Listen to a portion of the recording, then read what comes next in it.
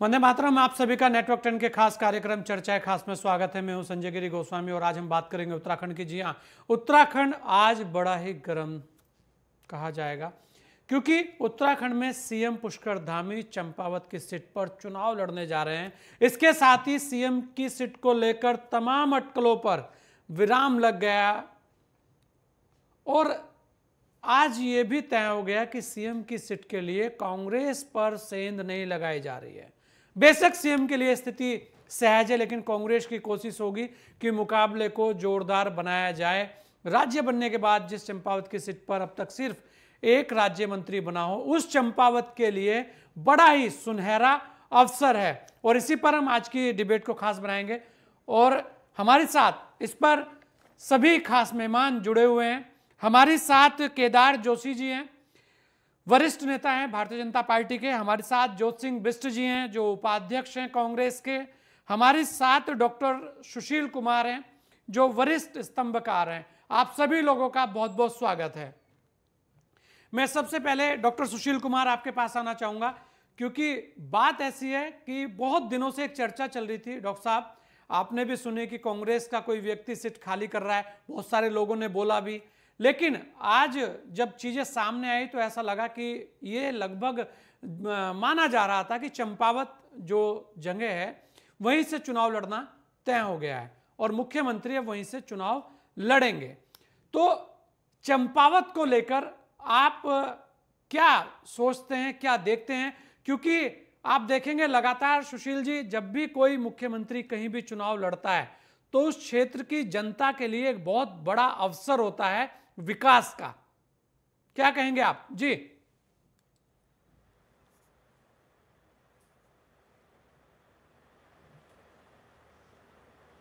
साहब की पहले कयास ये था कि कई कांग्रेसी लीडर हैं या निर्दलीय के तौर पे एक खानपुर से जो विधायक हैं उन्होंने भी बोला था कि साहब हम सीट खाली करेंगे। ये बात सही है कि जो मुख्यमंत्री को लेकर के एक जो अंडर करंट होता है पॉलिटिक्स में वो ज़्यादा वाइबल होता है। हालांकि खटीमा से चुनाव का इनकी हार जो है, और मैं समझता हूँ खटीमा के लोग शायद इस बात से अनभिज्ञ नहीं थे कि अगर बीजेपी जीतती है तो चेहरा धामी जी ही होंगे, लेकिन फिर भी पता नहीं वो कौन सा पॉलिटिकल दांव पेच था कि वहाँ से उनकी सीट नहीं निकल पाई। लेकिन अब जाहिर है उनको 6 महीने के अंदर विधायक होना है और कोई न कोई 70 में एक को हटा करके ही ये चुनाव लड़ा जा सकता है। तो जो और लोग थे, मैं समझता हूँ यहाँ कांग्रेस का कोई सीट जैसा कयास था तो कांग्रेस ने अपने कुनबे को चाहे जैसे हो बचाया है, क्योंकि अगर कोई बीजेपी के लिए अपनी सीट खाली कर रहा है तो ये कांग्रेस की जो 18 सीट है उसमें तो कम होता ही होता है, लेकिन उसकी पॉलिटिक्स पर भी क्वेश्चन उठते हैं। तो अब रही बात चंपावत हो या कोई और भी क्षेत्र जहां से बीजेपी का पूरा अपना हिसाब किताब है, ताज़ा मसला है। अभी 14 फरवरी को इलेक्शन था, 10 मार्च को डिक्लेयर हुआ, तो अभी लोग बीजेपी मय ही हैं। कहीं से भी सीट अगर बीजेपी को इनके लिए खाली की जाती तो एक अपॉर्चुनिटी मुख्यमंत्री के तौर पे तो है ही, बट एक बीजेपी लीडर के तौर पर भी इनको वोट मिलते, क्योंकि इतनी जल्दी अभी वोटर बदलेगा नहीं। लेकिन ये बात आपकी बिल्कुल दुरुस्त है और सही है कि एक मुख्यमंत्री के लिए चंपावत की सीट देना और चंपावत के लोगों के लिए एक बेहतरीन अपॉर्चुनिटी होना, और मैं समझता हूँ कि एक कोर विधानसभा क्षेत्र हो गया चंपावत, इन 70 में सबसे श्रेष्ठ बन सकता है। एक मतलब वहाँ की जनता को एक मुख्यमंत्री चुनने का, जो कि सिटिंग मुख्यमंत्री है, उसको विधायक चुनने का ये मौका है। तो मैं समझता हूँ कि मुख्यमंत्री के लिए तो सीट होनी ही होना ही है, लेकिन वहाँ की जनता के लिए इससे बड़ी अपॉर्चुनिटी है। जी सुशील जी, क्योंकि एक बड़ा चुनाव है और ये भी महत्वपूर्ण है कि सिटिंग सीएम है, ऐसा भी नहीं है कि आपने जो विधायक चुनना है वो मुख्यमंत्री नहीं है। तो यहाँ ये भी एक बहुत बड़ा पॉजिटिव जो साइन है वो कहीं ना कहीं बीजेपी की तरफ को जाता है। हमारे साथ ज्योत सिंह बिष्ट जी भी हैं, बड़े गुना भाग के माहिर माने जाते हैं उत्तराखंड के अंदर। ज्योत सिंह जी, कांग्रेस के पास एक बार फिर एक चुनाव आ रहा है, एक मौका है, क्योंकि आपके नए प्रदेश अध्यक्ष बने हैं तो उनके सामने एक बड़ी चुनौती है। तो ऐसे में क्योंकि चंपावत में दूसरी बार आपको हार का सामना करना पड़ा और लगातार जिस तरीके से डॉक्टर सुशील भी बोल रहे हैं कि अभी जो वोटर है वो बीजेपी में है, तो ऐसे में आपके लिए जो है ना डगर, वो कहते हैं बहुत कठिन है डगर पनघट की, तो उसी तरीके की कुछ स्थितियां बन रही है, क्या कहेंगे आप जी? देखिए, चुनौती इस समय भाजपा की है कि वो अपने मुख्यमंत्री को पिछली बार की तरह जो ये 22 का आम चुनाव हुआ, कहीं दोबारा से हार का सामना न करना पड़े, क्योंकि जिस सीट से वो लड़ रहे हैं वो खटीमा से लगी हुई सीट है। ये अलग बात है कि कैलाश गतोड़ी जी वहाँ से 2 बार चुनाव जीते, हम 2 बार वहाँ पर चुनाव हारे, लेकिन भारतीय जनता पार्टी को, जैसे सुशील कुमार जी ने अभी कहा कि लोग भाजपा में हैं, लोग भाजपा में थे जिस दिन उन्होंने 14 फरवरी को भाजपा के लोगों को जिताने के लिए वोट किया। उसके पीछे जो कारण थे, भाजपा का जो पूरा प्रचार तंत्र था, वो कहीं पर प्रत्याशी की बात नहीं कर रहा था, वो कहीं पर भाजपा की बात नहीं कर रहा था, बल्कि वो ये कह करके वोट मांग रहे थे कि साहब मोदी जी को अगर नहीं जिताओगे, मोदी जी को वोट नहीं दोगे तो आपको फ्री राशन आपका बंद हो जाएगा। यानी वोटर को धमका करके उसका वोट लिया गया। वो ये कहा गया कि आपकी जो खाते में पैसा आता है किसान निधि का, वो पैसा जो है बंद हो जाएगा और यहाँ सब जगह मस्जिद बन जाएगी। तो इस ढंग का जो जोत सिंह जी, ये कमी तो कांग्रेस की रही। जोत सिंह जी, मैं आपकी बात में, आप इसके बाद पूरी कीजिएगा। ये कमी तो आप ही की रही ना जोत सिंह जी, कि आप लोग ये समझाने में नाकाम रहे कि जो बीजेपी कह रही है वो सच नहीं है। ठीक हो गया, हम समझाने में नाकाम रहे, लेकिन मैंने जो उस समय अपनी मंशा चुनाव के दौरान जाहिर की थी, आज वो धरातल पर दिखाई दे रही है कि जिस बात को उस समय वोटर से कहा गया, सरकार बनने के बाद भारतीय जनता पार्टी ने हारने के बावजूद पुष्कर सिंह धामी जी पर विश्वास व्यक्त करके उनको मुख्यमंत्री बना करके, जो उत्तराखंड की जनता को लगा था कि साहब केंद्रीय नेतृत्व ने इन पर फिर विश्वास किया, ये कुछ बहुत अच्छा करेंगे, इतना अच्छा हो रहा है कि अब कितने दिन लोग भाजपा में रहेंगे, ये अपने आप में ये जो चुनाव है उपचुनाव मुख्यमंत्री जी का, उसमें दिखाई दे जाएगा। इनके सामने बड़ी चुनौती है। मैं इस बात को इसलिए कह रहा हूं कि सरकार बनने के बाद मुख्यमंत्री जी ने जो पहला काम किया, बिजली और पानी के दाम बढ़ाए। इनकी जो डबल इंजन की बात थी, इनकी केंद्र की सरकार ने जिस तरह से लगातार 12 दिनों में 11 बार डीजल के और पेट्रोल के दाम बढ़ाए, रसोई गैस के दाम बढ़ाए और अलग अलग जो आम जरूरत की चीजें उनके दाम बढ़ा करके लोगों पर महंगाई का वज्रपात करने का काम किया, तो उसका जवाब देने का वक्त चंपावत की जनता के पास है। और चंपावत की जनता, मुझे उम्मीद है, क्योंकि मैं उसका भी इतिहास पढ़ रहा था चंपावत का, कि वहाँ के लोगों का स्वतंत्रता आंदोलन में जो योगदान है, तो इस समय चंपावत के लोग उस भावना का परिचय देंगे, मुख्यमंत्री के सामने चुनौती खड़ी करेंगे। कांग्रेस तो करेगी, लेकिन चंपावत का जो वोटर है वो भी चुनौती खड़ी करेगा, क्योंकि इनकी एक माह में जनता के लिए उपलब्धि के रूप में केवल और केवल जन विरोधी जो इनके फैसले हैं वो है। मैं इस बात को इसलिए भी कह रहा हूं कि राज्य की जो कानून व्यवस्था है, उस कानून व्यवस्था में जब हमने परसों राज्यपाल महोदय को ज्ञापन दिया, तो मैं उस ज्ञापन को जब पढ़ रहा था तो मैं चमत्कृत हो गया कि 1 महीने में ऐसा क्या हो गया कि भाजपा सरकार बनने के बाद 4 घटनाएं मासूमों के साथ दुष्कर्म की, नाबालिग बच्चियों के साथ दुष्कर्म की। मैं देख रहा था कि 6-7 जो है कि जघन्य हत्याकांड हो गए, डकैती हो गई, कानून व्यवस्था के नाम पर ही हो रहा। और उसके बाद सरकार के दम पर उनके लोगों ने जिस तरह से हरिद्वार में भगवानपुर विधानसभा के अंदर जो तांडव किया, तो उससे लोग, ऐसा नहीं है कि देख नहीं रहे हो, लोग देख भी रहे हैं, लोग समझ भी रहे हैं। और मौके आते हैं, बड़े मौके आते हैं, बड़े मौके पर अगर चूक गए तो छोटे मौके पर लोग जवाब देते हैं। चलिए जी, एक बार केदार जोशी जी से आपकी बात पर जवाब ले लेते हैं। केदार जी नेतृत्व में बिल्कुल, केदार जी बहुत सारी चीजें जोत सिंह जी ने उठाई हैं और कुछ मुद्दे वही हैं जो पहले भी चुनाव में आए थे। महंगाई का मुद्दा चुनाव में था इस बार, बेरोजगारी का मुद्दा चुनाव में था इस बार, लेकिन वो कहीं दिखा नहीं। और सुशील जी ये बात बार बार कहते भी रहे, हमारे डॉक्टर साहब हर बात बोलते थे कि महंगाई एक मुद्दा है, बेरोजगारी एक मुद्दा है, लेकिन उत्तराखंड में ये कोई मुद्दा नहीं है। तो केदार जी जो चीजें उठाई हैं बिष्ट जी ने, उन्हें लेकर आप क्या कहेंगे? और मुख्यमंत्री जी की प्राथमिकताएं चंपावत को लेकर क्या होनी चाहिए, वो एक बहुत महत्वपूर्ण बात है। जी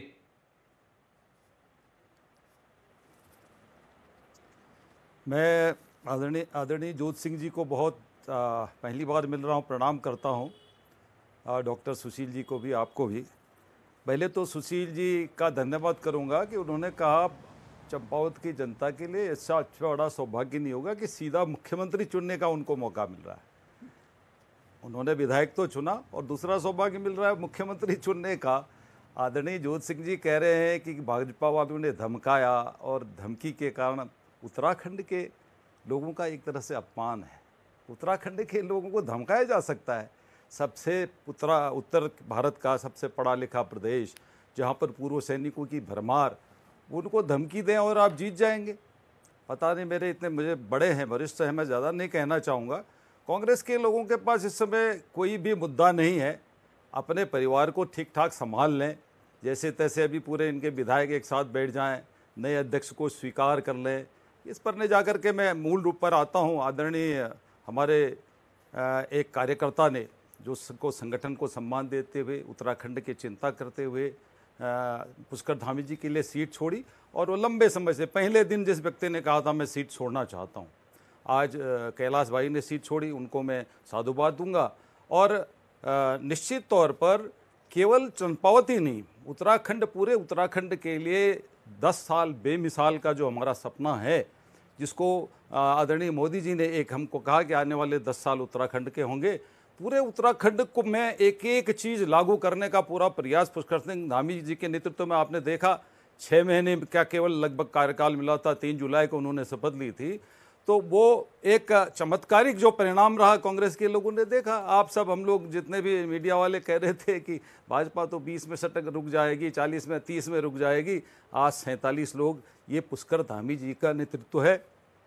सौभाग्य है, एक युवा मुख्यमंत्री हमें मिला है। आने वाले कई वर्षों के लिए एक नेतृत्व भारतीय जनता पार्टी ने दिया है, और एक बहुत दूरदृष्टि वाला युवा, जिसको राष्ट्रभक्ति पता है, जिसको इस प्रांत के प्रति अपना दायित्व पता है, गरीब जनता के प्रति दायित्व पता है। एक सूबेदार का लड़का, गरीब घर से आया, कक्षा 5 तक, 3 किलोमीटर 4 किलोमीटर हड़खोला में उनका घर है, पैदल चल के जिसने पढ़ा हो, हमारे पुराने लोगों जैसा, जैसे आदरणीय ज्योत सिंह जी ने भी शायद ऐसा किया होगा, ऐसे सब चीज़ को जानने वाला, पहाड़ की रग रग से वाकिफ़ ऐसा मुख्यमंत्री हमें मिला है। मुझे पूरा भरोसा है, बहुत अच्छे मतों से, जिसकी आदरणीय ज्योत सिंह भाई साहब कल्पना नहीं कर सकते कि कितनी कैसी हार होगी कांग्रेस की।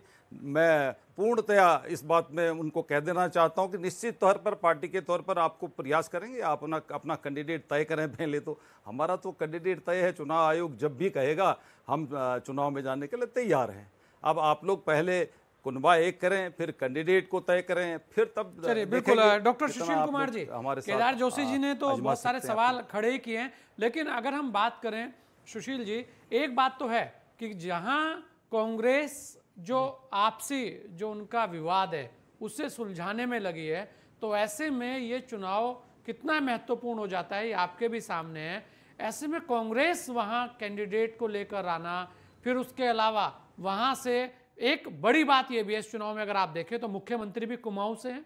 आप, ये बहुत इंपॉर्टेंट, एकदम बहुत खास बात है डॉक्टर साहब की, मुख्यमंत्री जी भी कुमाऊं से हैं। उसके अलावा कांग्रेस के प्रदेश अध्यक्ष भी कुमाऊं से हैं और नेता प्रतिपक्ष भी कुमाऊं से हैं। तो यहाँ बहुत सारी चीजें, बहुत सारे एंगल हैं, लेकिन सबसे जो अहम बात है यहाँ, कांग्रेस के अंदर जिस तरीके के विवाद हैं वो सार्वजनिक है, बीजेपी के अंदर एकजुटता है और उसका नतीजा भी सामने है। और बात रही फैक्टर्स की, तो उत्तराखंड में जितने मुद्दे गिनाए, ये कोई फैक्टर लगते नहीं है, लेकिन आपको कुछ लगते हो तो आप बताइएगा। जी डॉक्टर साहब। देखिए गोस्वामी साहब, जो मूल चुनाव था जिसकी वोटिंग 14 फरवरी को हुई, उसमें जो भी फैक्टर चलने थे उसमें चलने थे। आप महंगाई का फैक्टर हो, बेरोजगारी का फैक्टर हो, शिक्षा, चिकित्सा, टूरिज्म की बात हो, बुनियादी विकास की बात हो, समावेशी विकास की बात हो, रोजी रोजगार से लेकर के हर तरीके का जो भी छोटा बड़ा विकास हो, वो मुद्दा जो हो सकता था वो 14 फरवरी से को जो इलेक्शन हुआ उसमें भुनाया जा सकता था। और उसका परिणाम हम सब ने देख लिया कि कांग्रेस को 18 सीट मिले। हम कई बार डिबेट किए होंगे, कई बार हम लोग इस चर्चा परिचर्चा में भी रहे हैं और समझते रहे हैं कि यह कांग्रेस के लिए जो 14 फरवरी को वोटिंग थी, ये काफ़ी एक अचीवमेंट की तरह हम लोग देखते थे कि कांग्रेस 36 के आंकड़े पाएगी कि नहीं पाएगी, लेकिन बीजेपी को ठीक से जीतने नहीं देगी।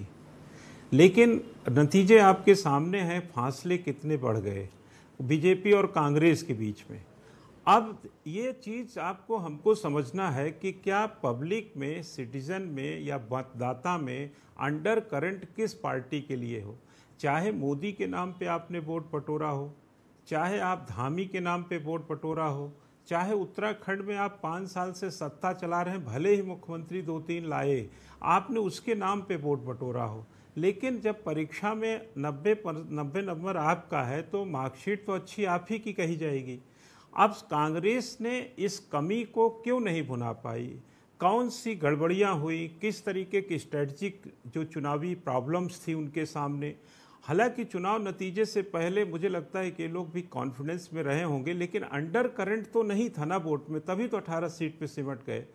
अब अगर आज की तारीख में अगर मुझसे आप ये पूछें कि बीजेपी को हराने के लिए कांग्रेस के पास क्या रास्ते हैं, तो हमको कोई रास्ता समझ में नहीं आता कि बीजेपी को इस तरीके से महंगाई के नाम पे कैसे हरा सकते हैं। महंगाई तो आज की तो है नहीं, 14 फरवरी को अगर हराना था तो उस दिन हराते।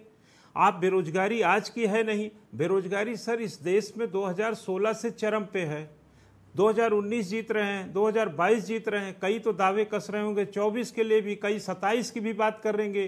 तो जो वाइबल पॉलिटिक्स है इस देश में या प्रदेश में, उसको समझने की ज़्यादा ज़रूरत है कि पब्लिक क्या चाह रही। पब्लिक अब महंगाई को मुझे लगता है कि मुद्दा ही नहीं मानती है। पेट्रोल 100 रुपये लीटर से 104-105 में भरा रही, फिर भी वोट दे रही है इनको।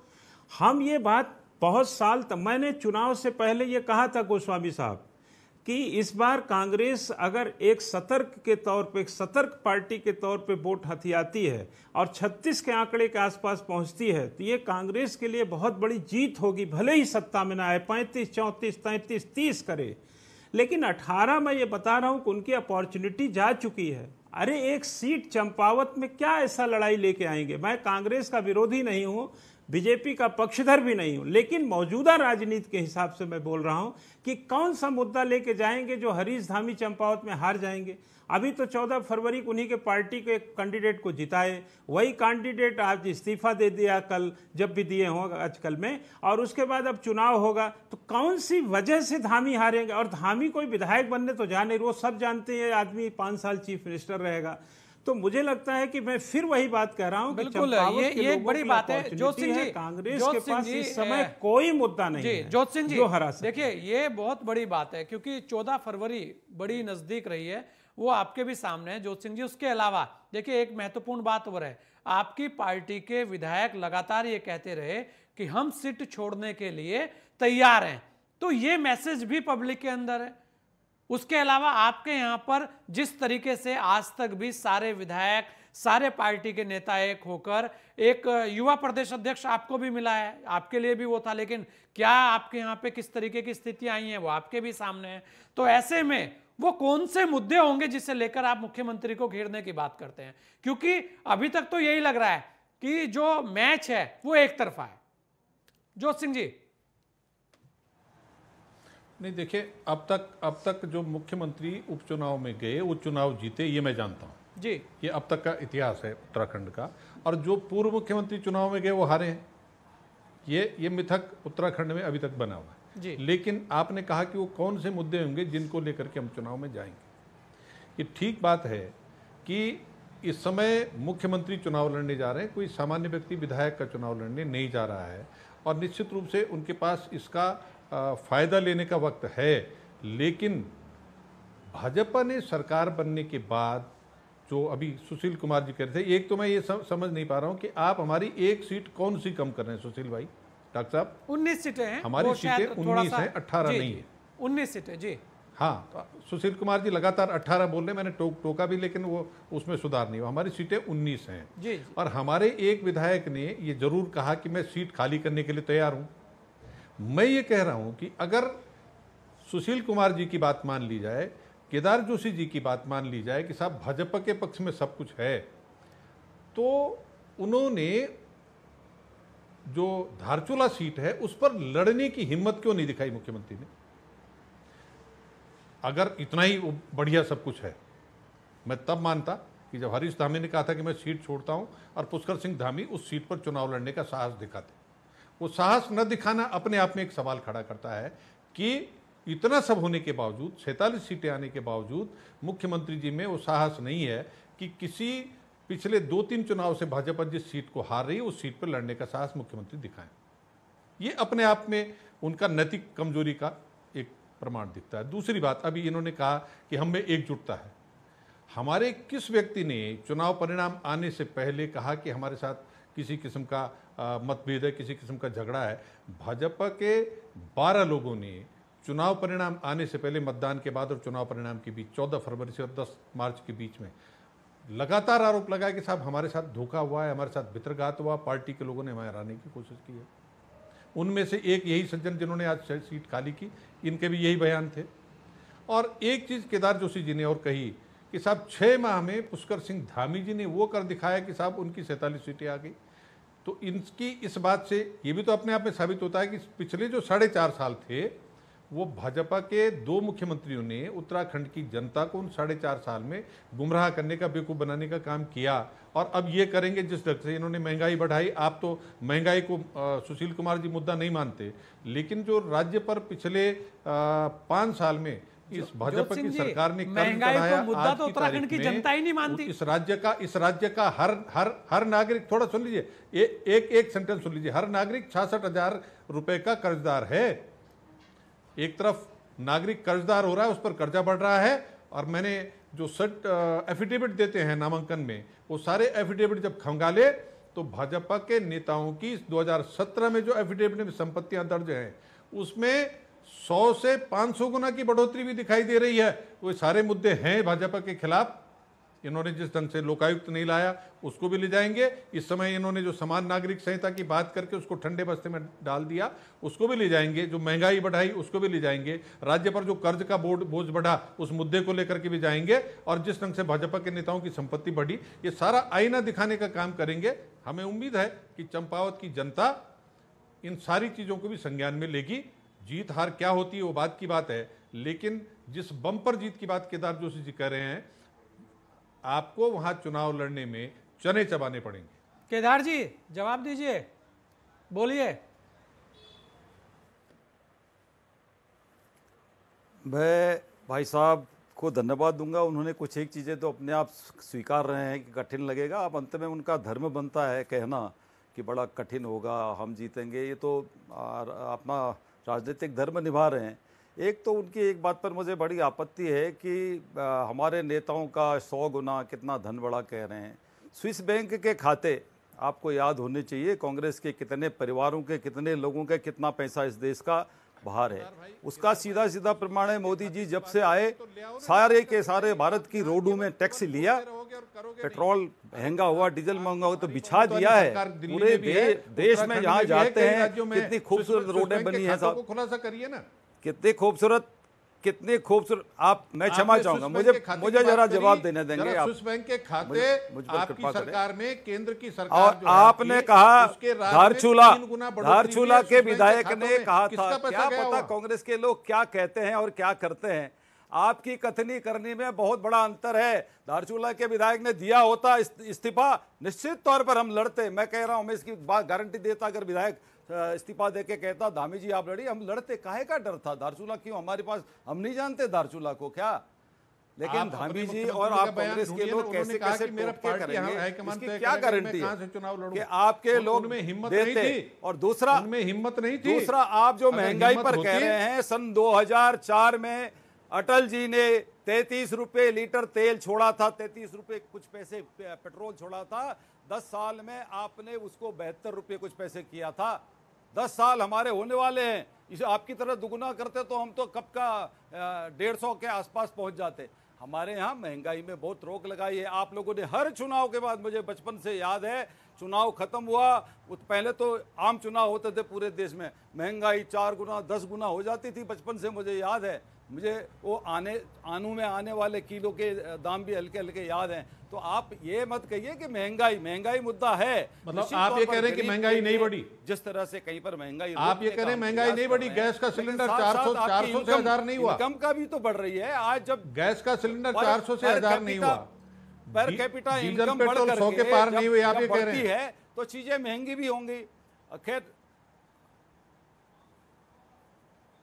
100 के पार हो गए। आप ऐसा करिएगा, हुआ है आप बताइए। मुख्यमंत्री जी से लेकर के और सारों के एफिडेविट खंगाल लीजिएगा। जोशी जी, आप पढ़े लिखे विद्वान आदमी इस विषय को छोड़ करके जहां तक आपसे मेरा निवेदन है, आपने चंपावत के बारे में कहा कि वहां की जनता हराएगी, कुछ करेगी। चंद राजाओं की राजधानी है। अल्मोड़ा के बाद सबसे विद्वान लोग चंपावत में रहते हैं। वहां पर चंद राजाओं ने बरसों तक राज किया है और मैं भी उस राजघराने का पुरोहित रहा हुआ। जोशी मेरी खानदान में कोई रहा होगा, मैं तो गरीब आदमी हूँ। तो वो चंपावत हर हाल में इस प्रदेश को ऐसा मुख्यमंत्री देखा, इतिहास याद करेगा। आप उन वोटों को गिनने में उस समय तब मुझसे दोबारा मैं आपसे मिलूंगा, मैं निश्चित तौर पर निवेदन करूंगा। चलिए बिल्कुल। और कि मुझे कहीं ना कहीं बिल्कुल, और चुनाव के बाद अभी तो बहुत पहले समय है, और चुनाव से पहले भी जोशी सिंह बिष्ट जी भी, आप भी, सभी लोग बैठेंगे, क्योंकि मुद्दे तो लगातार आते रहेंगे, जाते रहेंगे, ये लगातार चलते रहेंगे, एक प्रक्रिया है ये भी। आप सभी लोगों ने अपना समय हमें दिया, इसके लिए आप सभी लोगों का बहुत बहुत धन्यवाद। उत्तराखंड में सीएम पुष्कर धामी चंपावत से विधानसभा चुनाव लड़ने के लिए जा रहे हैं, ये लगभग तय हो गया है। वहां से चंपावत के विधायक ने अपना जो इस्तीफा है वो सौंप दिया है। अब चंपावत की जो जनता है उसे निर्णय लेना है, क्योंकि लगातार यही कहा जा रहा है कि चंपावत की जनता विधायक नहीं चुन रही है, चंपावत की जो जनता है वो एक मुख्यमंत्री को चुन रही है, जो अपने आप में बड़ा अहम है। यहाँ एक बात साफ है कि कुछ भी हो, एक तरीके से देखा जाए, जिस तरीके से चुनाव हुए हैं उसे लेकर यही कहा जा रहा है कि यहाँ भारतीय जनता पार्टी 70% के अंदर है और 30% में कांग्रेस है, और कांग्रेस के सामने अपनी दुविधाएं भी बहुत हैं और अपने अंदरूनी घमासान भी बहुत हैं। इस चर्चा खास में इतना ही, दीजिए मुझे इजाजत। जय हिंद।